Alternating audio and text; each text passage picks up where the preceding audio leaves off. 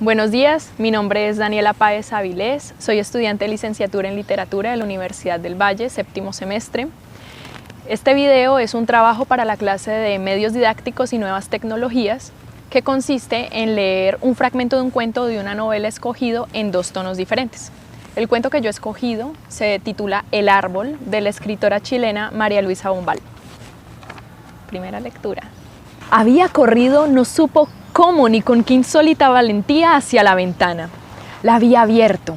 Era el árbol, el gomero que un gran soplo de viento agitaba, el que golpeaba con sus ramas los vidrios, el que la requería desde afuera como para que lo viera retorcerse hecho una impetuosa llamarada negra bajo el cielo encendido de aquella noche de verano.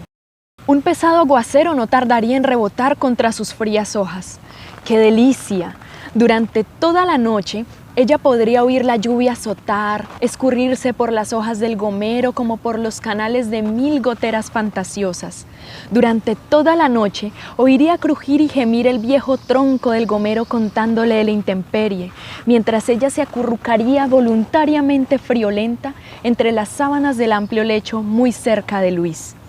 Puñados de perlas que llueven a chorros sobre un techo de plata. Chopin. Estudios de Federico Chopin. Durante cuántas semanas se despertó de pronto muy temprano, apenas sentía que su marido, ahora también él obstinadamente callado, se había escurrido del lecho. El cuarto de vestir, la ventana abierta de par en par, un olor a río y a pasto flotando en aquel cuarto bienhechor y los espejos velados por un halo de neblina. Chopin y la lluvia que resbala por las hojas del gomero con ruido de cascada secreta y parece empapar hasta las rosas de las cretonas, se entremezclan en su agitada nostalgia. ¿Qué hacer en verano cuando llueve tanto? ¿Quedarse el día entero en el cuarto fingiendo una convalecencia o una tristeza? Luis había entrado tímidamente una tarde.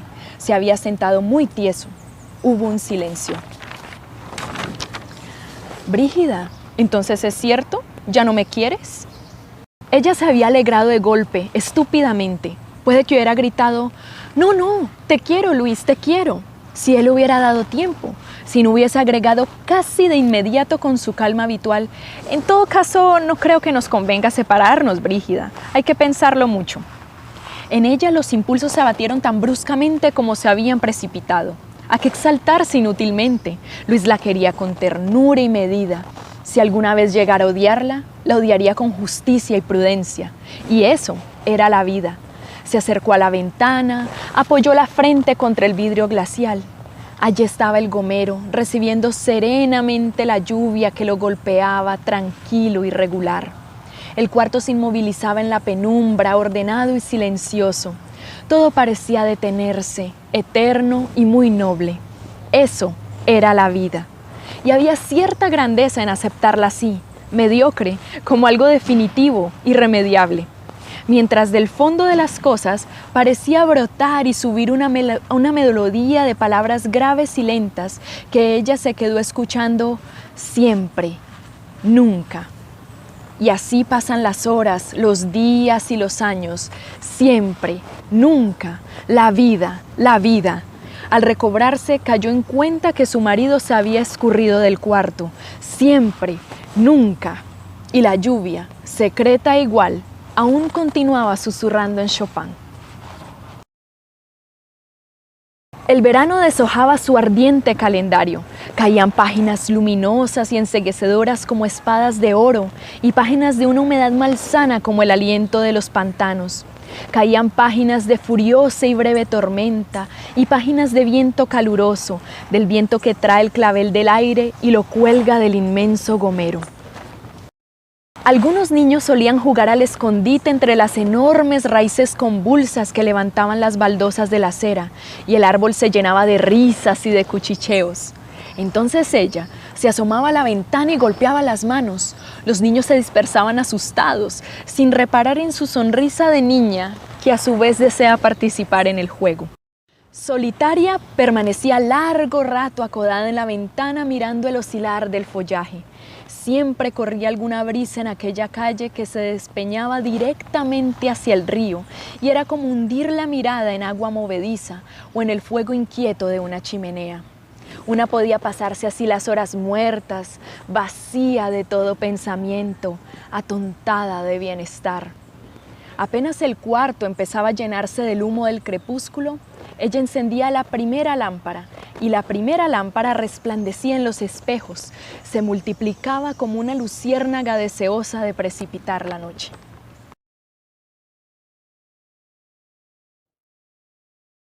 Había corrido, no supo cómo ni con qué insólita valentía hacia la ventana.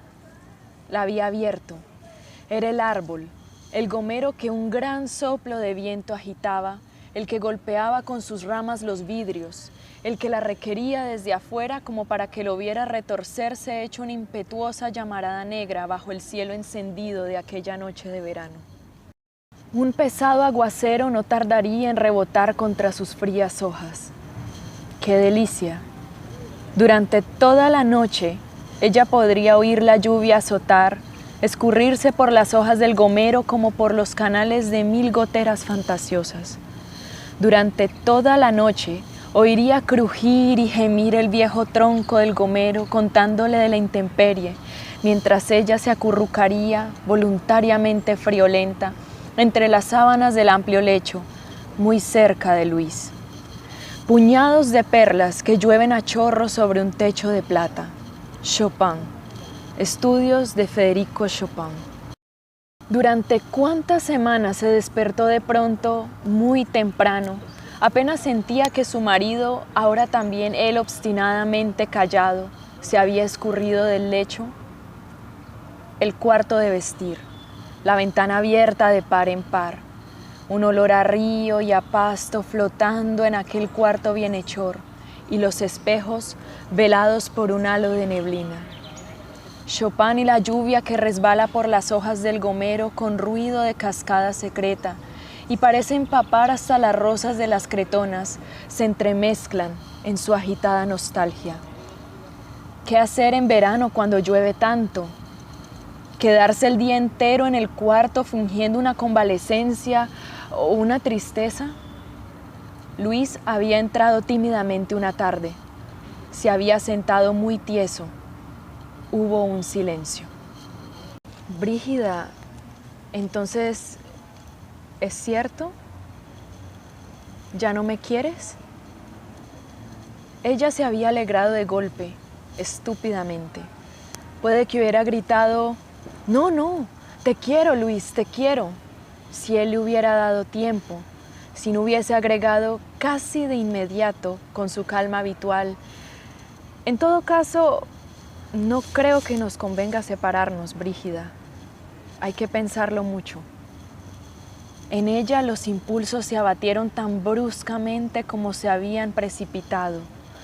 ¿A qué exaltarse inútilmente? Luis la quería con ternura y medida.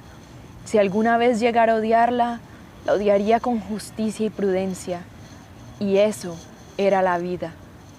Se acercó a la ventana, apoyó la frente contra el vidrio glacial. Allí estaba el gomero, recibiendo serenamente la lluvia que lo golpeaba, tranquilo, irregular. El cuarto se inmovilizaba en la penumbra, ordenado y silencioso. Todo parecía detenerse, eterno y muy noble. Eso era la vida. Y había cierta grandeza en aceptarla así, mediocre, como algo definitivo, irremediable.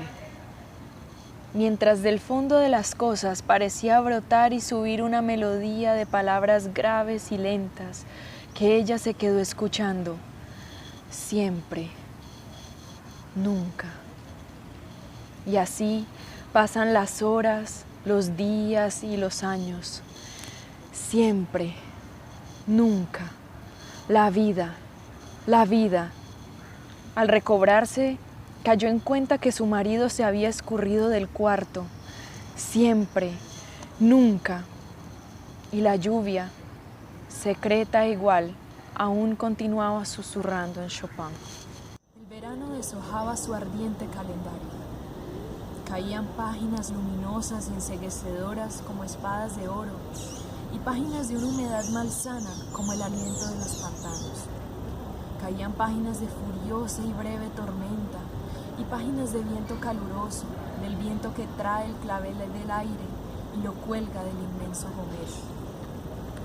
Algunos niños solían jugar al escondite entre las enormes raíces convulsas que levantaban las baldosas de la acera, y el árbol se llenaba de risas y de cuchicheos.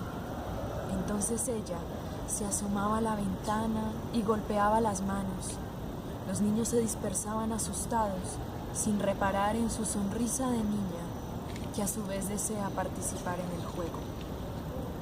Solitaria, permanecía largo rato acodada en la ventana mirando el oscilar del follaje. Siempre corría alguna brisa en aquella calle que se despeñaba directamente hasta el río, y era como hundir la mirada en un agua movediza o en el fuego inquieto de una chimenea. Una podía pasarse así las horas muertas, vacía de todo pensamiento, atontada de bienestar. Apenas el cuarto empezaba a llenarse del humo del crepúsculo, ella encendía la primera lámpara, y la primera lámpara resplandecía en los espejos, se multiplicaba como una luciérnaga, deseosa de precipitar la noche.